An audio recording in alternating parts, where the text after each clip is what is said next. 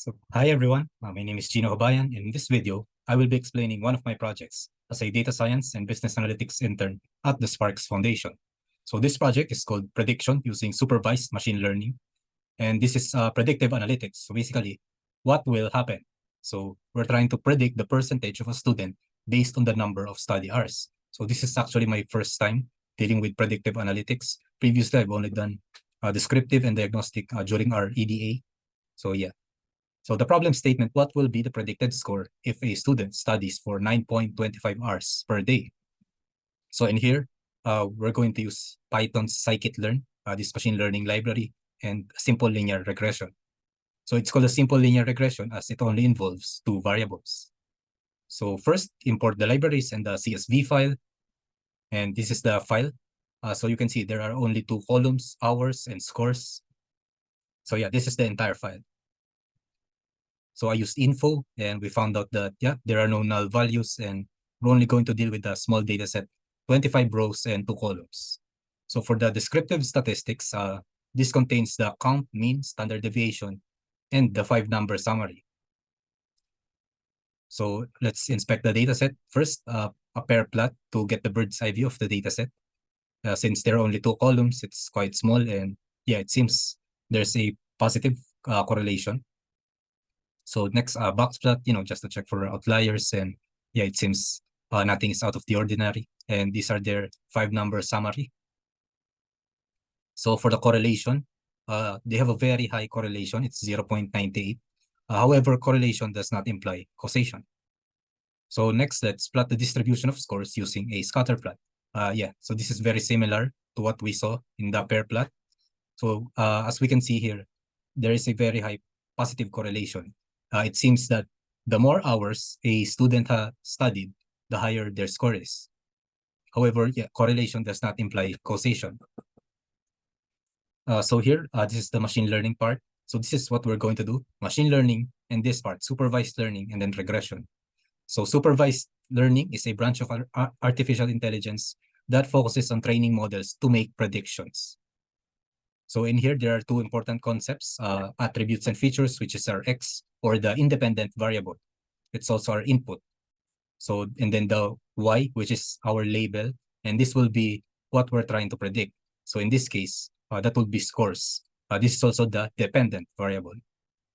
So now let's prepare the data. This is just an example.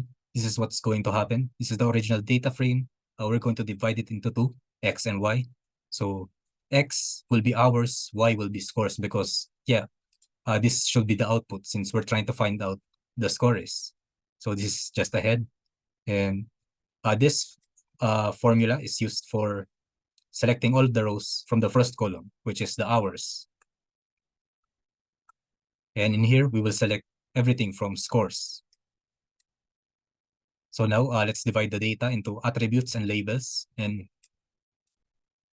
so now that we have our attributes and labels, the next step is to split the data again into training and test sets. So this is our original data. And then this is what we just did.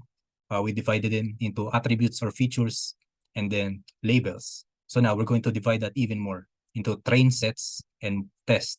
So we'll use 80% of the data for training and 20% for testing. So we'll do this using Scikit-Learn's train test split method. So here X, Y, and then the test size, since we want 80% to be used for training and 20% for testing. And this will return 4 arrays, X train, X test, Y train, and Y test. So yeah, this is what's going to return. So now let's go to the training phase. We'll train the algorithm using 80% of our data. So we imported linear regression, and then we assigned it to this variable, and then we use .fit and only use the training data sets. And then slope and intercept. So the slope intercept form, we have y equals mx plus b, where m is slope and b is the intercept or the y-intercept. So this is our slope. It's 9.91, approximately 9.91, and our intercept, which is approximately 2.02. So let's plot that, and it looks like this. So yeah, our slope is approximately 9.91. This means that on average, for each additional hour a student studies, their percentage is expected to increase by around 9.91 points. And yet it's a positive relationship, indicating that more study hours generally lead to higher scores. So next is the intercept. It's 2.02. So it's the baseline if a student doesn't study. So next, the regression line. It's the straight line that's as close as possible to all the data points at once. So it's this red line. And yeah, it's a simple linear regression. So next, number 2 is the prediction phase. So we're going to use the X test for the prediction phase, that 20% of our data. So we visually, we showed the X test. So this is what it contains. And we're going to use dot predict method. So we're going to use regressor dot predict on the X test, and we're going to assign it to this variable. And we're going to run that, and this is the answer. So for student, if the student studies for 1.5 hours per day, this is their predicted score. And compared to the actual values, yeah, it's different, but it's very close. So let's compare that. So yeah, in here we can see that the comparison. This is the actual values and this is the predicted values. So we're off by only a few, around 3 to 4 or 5. So R squared, also known as the coefficient of determination. So this shows how well the data fits the regression model. So example, if the R squared is 0.8, it means that 80% of the variability in the data is explained by the model. So it's like hitting the bullseye in darts or a dunk in basketball. If the R squared is low, like 0.20, it's like throwing darts randomly, and only 20% of the variability is explained by the model. Just like throwing darts randomly and like a half-court basketball shot. So in this case, we'll use y-test and y-predict, and we have a very high R squared, probably because this is just a test data set.